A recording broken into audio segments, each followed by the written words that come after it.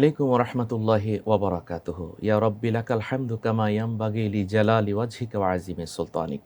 আসসালাতু ওয়াসসালামু আলাইকা ইয়া সাইয়্যিদি ইয়া রাসূলুল্লাহ। সম্মানিত দর্শক শ্রোতা, আপনাদের সকলকে আমন্ত্রণ জানাচ্ছি বিআরবি কেবল বারাকাতুস সাহরি আজকের আয়োজনে। মাহে রমাদান এলো, বছর ঘুরে মুমিন মুসলমানের দাঁড়ে দাঁড়ে। আহলান সাহলান ইয়া শাহরাল কোরআন। কোরআন নাজিলের এই পবিত্র মাস মাহে রমাদান আমাদের মাঝে শুভ আগমন করেছে। আল্লাহুম্মা আহিল্লাহু আলাইনা বিল আমনি ওয়াল ঈমান ওয়াস সালামাতি ওয়াল ইসলাম। এই যে মাহে রমাদানের চাঁদ আমরা দেখেছি, আমাদের হৃদয়ে প্রশান্তির একটি ছোঁয়া।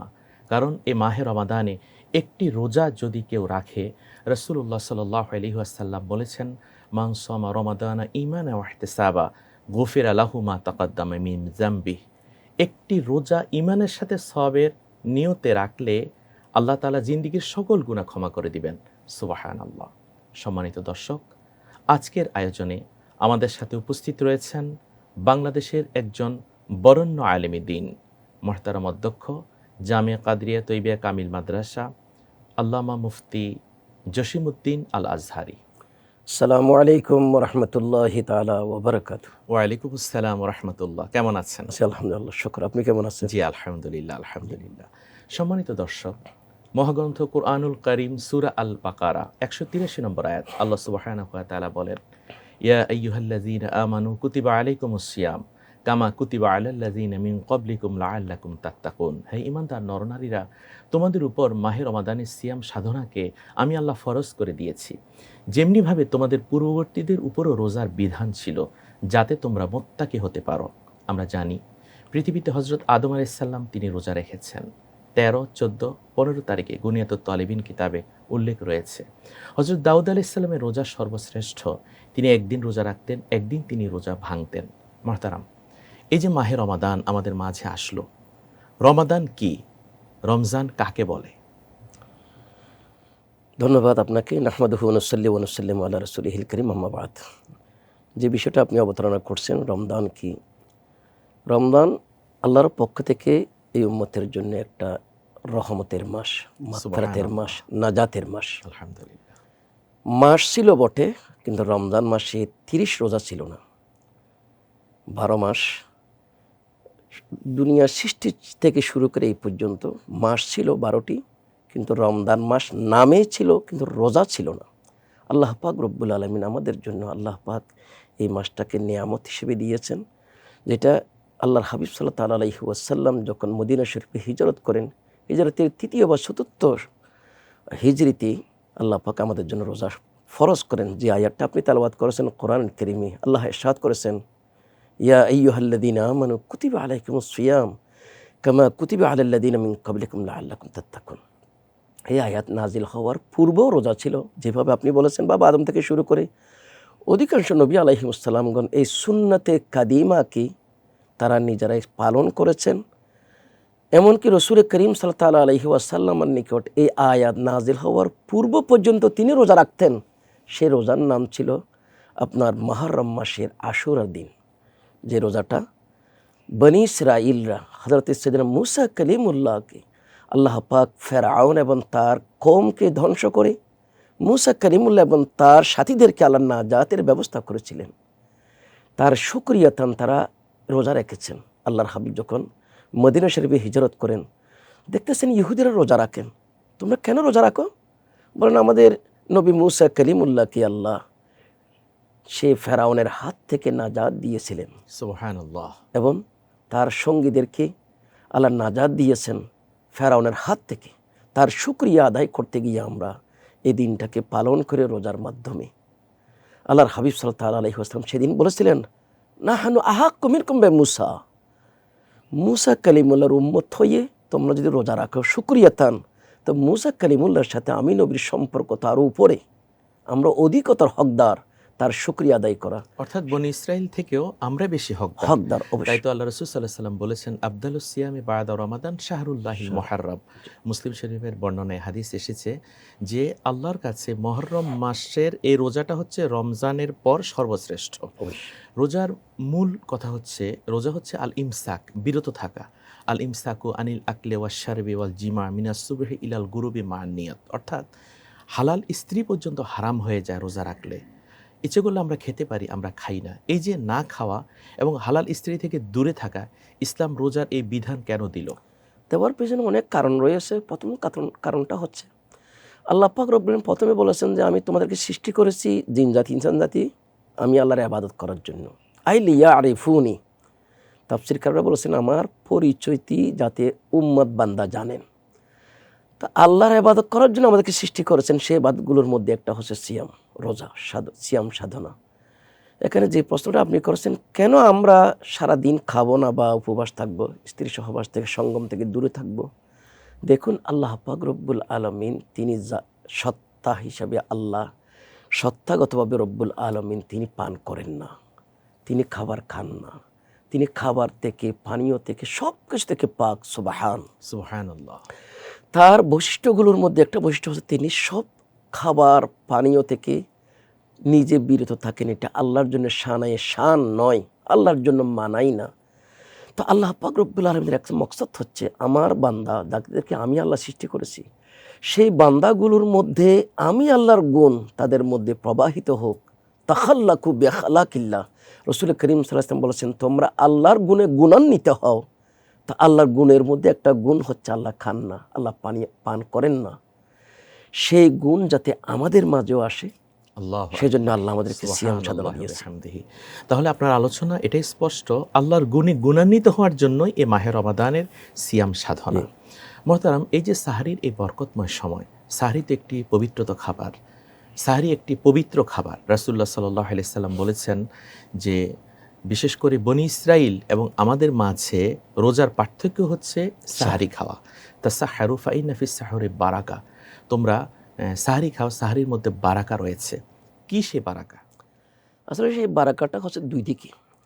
এই হাদিসের ব্যাখ্যা করতে গিয়ে মুহাদ্দিসিন ইকরাম, হাদিস ব্যাখ্যাগণ বলেছেন বারাকাতটা এটা হচ্ছে সওয়াবের দিক দিয়ে বারাকা, আর একটা হচ্ছে সারা দিনটা আমি খাবার খেলাম না, যে সাহারির সময় যে সামান্য খেলাম, সারা অন্য সময় আমরা বাকি 11 মাস কত খাবার খাই, ডেলি 2-3 বারও খেয়ে ফেলি, কিন্তু সারাদিন খাওয়ার পর আমরা ক্লান্ত পরিশ্রান্ত হয়ে পড়ি। কিন্তু দেখুন যে সাহারের সময় সামান্য খাবার, এমন বান্দাও আছেন যে একটু করে খান, সামান্য খাবার খান, সারাদিন তার মধ্যে কোনো ক্লান্তি নাই, কোনো পরিশ্রান্ত হয় না। কিসের কারণে? আল্লাহ পাক রব্বুল আলামিন যখন নবী পাকের জবান দিয়ে বলেছেন সাহারির মধ্যে বারাকা রয়েছে, এই বারাকাটা হচ্ছে রূহানি বারাকা। আল্লাহ পাক রব্বুল আলামিন সে রূহানি বারাকাত মানুষকে এর মধ্যে পয়দা করে দেন। ক্ষুধা এর মধ্যে আসে না, পানীয় পিপাসা তার লাগে। সাহরি খেলে তার খাদ্য এবং পানীয়ের যে অভাব সেটা বোঝা যায়। জি, আপনি চমৎকার করে বলছিলেন সাহরির কথা। এই সাহরি অনেকে খায় না, তারা মনে করে সাহরি না খেলেও তো রোজা হবে না। রাসূলুল্লাহ সাল্লাল্লাহু আলাইহি সাল্লাম বলেছেন তোমরা একটি খেজুর খেয়ে হলেও তোমরা সাহরি গ্রহণ করো, অথবা এক ঢোক পানি, এক গ্লাস দুধ, এটাও যদি হয় তোমরা সাহরি গ্রহণ করো।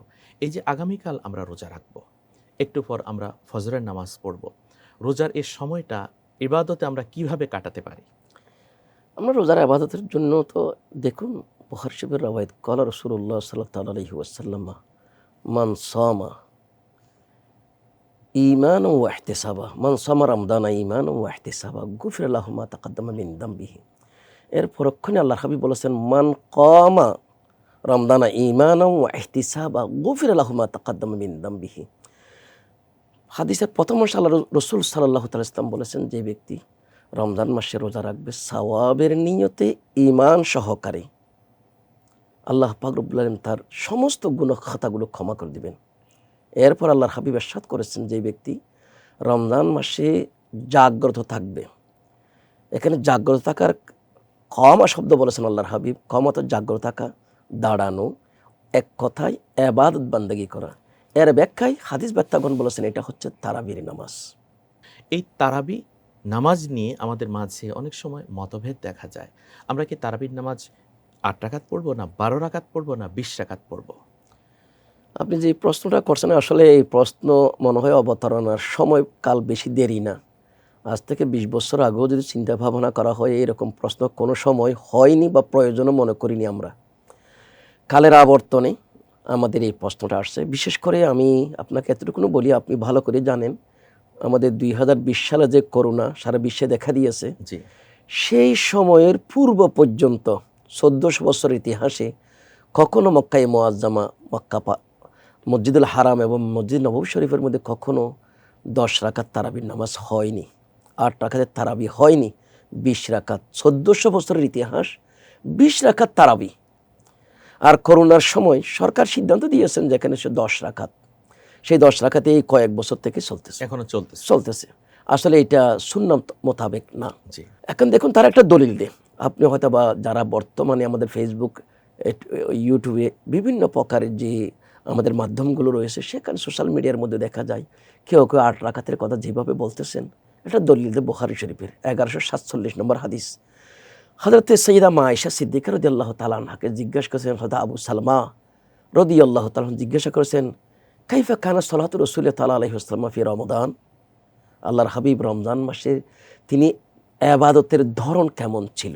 অর্থাৎ ফরজ তো আছে, সারা জিন্দেগি পড়বেন, রমজান মাসে অতিরিক্ত কোনো নামাজ পড়েন কি না, অথবা কত রাকাত পড়তেন, এটার উদ্দেশ্য সওয়ালটা এই জন্য। তখন রসুল করিম সাল্লাল্লাহু আলাইহি ওয়াসাল্লামের জীবদ্দশায় কীরকম নামাজ পড়তেন, মা আয়েশা সিদ্দিকা যেহেতু ওনার সহধর্মিণী, আমাদের মা যান রসুল করিম সাল্লাল্লাহু আলাইহি ইসলামের বিবি, সাল্লাল্লাহু আলাইহি ওয়াসাল্লাম তিনি ভালো করে জানতেন আল্লাহর হাবিবের ইবাদত বান্দিগি কেমন। তখন তিনি বলেছিলেন, মা কানা রাসূলুল্লাহ সাল্লাল্লাহু আলাইহি ওয়াসাল্লাম ইয়াজিদু ফি রমাদানা ওয়ালা ফি গায়রিহি 11 রাকা। রসুল করিম সাল্লাল্লাহু আলাইহি ওয়াসাল্লাম তিনি রমজান শরীফ এবং বাকি 11 মাসে 11 রাকাতের অধিক পড়তেন না। অর্থাৎ আপনার এই বর্ণনার মাধ্যমে আমরা বুঝতে পারলাম রমজান এবং রমজানের বাইরে। তাহলে রমজানের বাইরে হলে এটা তো আর তারাবি না, এটা তাহাজ্জুদ। এবং আপনি যে বুখারী শরীফের হাদিসটি কোট করেছেন মুহতারাম, সেটাও তাহাজ্জুদের অধ্যায়ে এই হাদিসটি বর্ণিত রয়েছে। এবং আমরা দেখতে পাই মুসান্নিফ ইবনে আবি শায়বা সেখানে হাদিস বর্ণিত, রাসূলুল্লাহ সাল্লাল্লাহু আলাইহি ওয়াসাল্লাম 20 রাকাত তারাবির নামাজ পড়েছেন। হযরত উমর রাদিয়াল্লাহু তাআলা থেকে ইত্তেফাক হয়ে গেল 20 রাকাত তারাবির নামাজ। হযরত ওসমান, হযরত আলী এ পর্যন্ত এটা ইজমা হয়ে চলে আসছে। অবশ্যই আমরা 20 রাকাত পড়ব ইনশাআল্লাহ। 20 রাকাত তারাবির নামাজ আদায়ের পর আমরা বিতরের নামাজ পড়ব। এরপর তো আমরা আরেকটি আমল করতে পারি, তাহাজ্জুদের নামাজ। অবশ্যই এ সম্পর্কে বলুন। দেখুন, তাহাজ্জুদের নামাজ একসময় রাসূল করিম সাল্লাল্লাহু আলাইহি ওয়াসাল্লামের উপর আল্লাহ ফরজ করে দিয়েছেন, ফাতাহাজ্জাদ বিহি নাফিলাতাল লাক। আল্লাহ পাক রব্বুল আলামিন রাসূল করিম সাল্লাল্লাহু আলাইহি ওয়াসাল্লামের উপর 6 রাকাত নামাজ ফরজ, এতে 5 ওয়াক্ত নামাজ, এর সাথে আপনার তাহাজ্জুদের নামাজও আল্লাহ ফরজ করেছেন। কারণ তাহাজ্জুদের মধ্যে অনেক সওয়াব, যে গভীর রাতের নামাজের সওয়াব এত বেশি যে আপনার বুখারী শরীফে হাদিস রয়েছে 7 শ্রেণীর মানুষ আল্লাহর আরশের ছায়ার নিচে জায়গা পাবেন। 7ম শ্রেণীর মানুষ যে গভীর রাত্রে একাকী নির্জন এলাকায় সে দাঁড়িয়ে নামাজ পড়বে, ইবাদত বন্দেগি করবে, আর তার চক্ষু দিয়ে পানি ঝরাবে, জারাফাত আইনা, যে চক্ষু পানি বইয়ে পড়বে। তো তাহাজ্জুদের নামাজ আমরা 6 রাকাত নামাজ পড়তে পারি, কমপক্ষে 2 রাকাত নামাজ হলো আমরা পড়ে নিতে পারি। রাসূল ইসলাম 6 রাকাত পড়তেন, 8 রাকাত পড়তেন, মাঝে মধ্যে এর থেকে বেশিও পড়তেন, কমও পড়তেন। আমরা সেই নামাজটা পড়ি। আল্লাহ রাসূলের একটি স্পষ্ট হাদিস কোন সময় দোয়া কবুল হয়, আল্লাহ রাসূল সাল্লাল্লাহু আলাইহি ওয়াসাল্লাম বলেছেন ফি জাওফিল লাইলিল আখির, অর্থাৎ এই শেষ রাতের নামাজ পড়ে হাত তুললে আল্লাহ সুবহানাহু ওয়া তাআলা সেই দোয়া কবুল করেন। তাহাজ্জুদের নামাজ আমরা কয় রাকাত পড়ব, কিভাবে পড়ব? আমরা তাহাজ্জুদের নামাজ কমপক্ষে 6 রাকাত।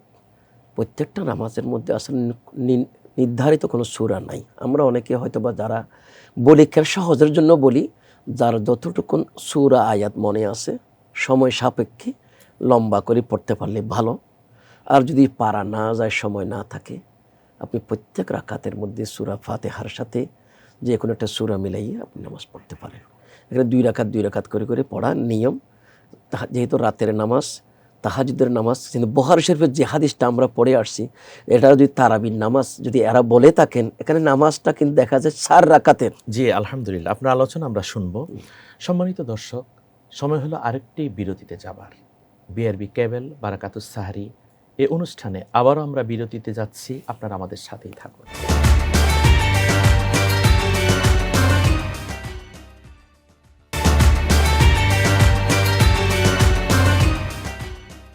আলহামদুলিল্লাহ, বিআরবি কেবল বারাকাতুস সাহরি এই অনুষ্ঠানে আমরা আবারও আপনাদের মাঝে উপস্থিত হলাম। আজ প্রথম পর্ব পবিত্র মাহে রমাদানের রোজা আমরা রাখব। আমরা আজকে আলোচনা করছি পবিত্র মাহে রমাদান এবং আমাদের করণীয় সম্পর্কে। আল্লামা মুফতি জসিমউদ্দিন আল আজহারি, আপনাকে আবারও স্বাগত জানাচ্ছি। জি আলহামদুলিল্লাহ। আপনি বলছিলেন তাহাজ্জুদের কথা। তাহাজ্জুদ 2 রাকাত, 4 রাকাত, 6 রাকাত, 8 রাকাত আদায় করা যায়। তাহাজ্জুদের বিনিময়ে আল্লাহ সুবহানাহু ওয়া তাআলা আমাদের নবীকে দিয়েছেন মাকামে মাহমুদ, প্রশংসিত সে সিংহাসন। আর তাহাজ্জুদ পড়ে আল্লাহর কাছে হাত তুলে দোয়া করলে ওই দোয়া কখনো আল্লাহ খালি ফিরান না, অর্থাৎ অবশ্যই দোয়া কবুল হবে। আর মাহে রমাদানে তাহাজ্জুদ আদায় করার অর্থই হচ্ছে ফরজের সমতুল্য ইবাদত। কোরআন নাজিলের মাস মাহে রমাদান। মাহে রমাদানে আমরা কিভাবে কোরআন তেলাওয়াত করব? এখন এখানে কোরআন কারীম যেহেতু আল্লাহ পাক এই মাসে নাজিল করেছেন, তার অনেক সওয়াব। এর সওয়াবগুলো পাওয়ার রহমতের মাস, মাগফিরাতের মাস, নাজাতের মাস, সে মাসের মধ্যে যত বেশি আল্লাহর কালামটা আমরা তেলাওয়াত করব তত বেশি সওয়াব পাবো।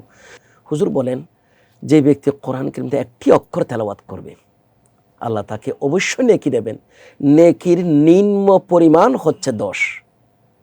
আল্লাহর হাবিব বলেন, আলিফ লাম মিম যে উচ্চারণ করবে তার আমল নামায় 30টি সওয়াব। এটা সারা বছরের কথা। যেহেতু আলিফ লিখতে 3টি হরফ, আলিফ লাম ফা, জি, লাম লিখতে 3টি হরফ, লাম আলিফ মিম, মিম লিখতে 3টি হরফ, মিম ইয়া মিম। তাহলে আপনি তো 30টির কথা বললেন, কিন্তু মাহে রমাদান তো 70 থেকে 700, আরো বেশি।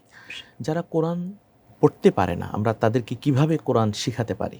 এখানে আসলে আমাদের প্রত্যেকটা মসজিদের মধ্যে একটা প্রোগ্রাম করা দরকার, যে আমাদের যে অনেক বয়স্ক বা স্কুল কলেজ ইউনিভার্সিটির অনেক ছাত্র, তারা এক্ষেত্রে কোরআন শরীফ শুদ্ধ পড়তে পারে না।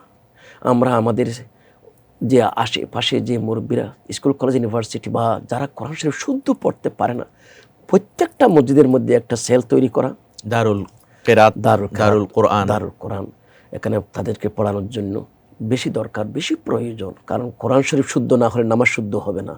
নামাজ শুদ্ধ না হলে অন্তত সূরা ফাতিহার সাথে 4টি সূরা শুদ্ধ করা, রুকু এবং সিজদার যে তাসবিহগুলো রয়েছে, তাশাহুদ, বিশেষ করে দুরুদ ইব্রাহিম এবং দোয়া মাসুরা, সেটা শিক্ষা দেওয়া।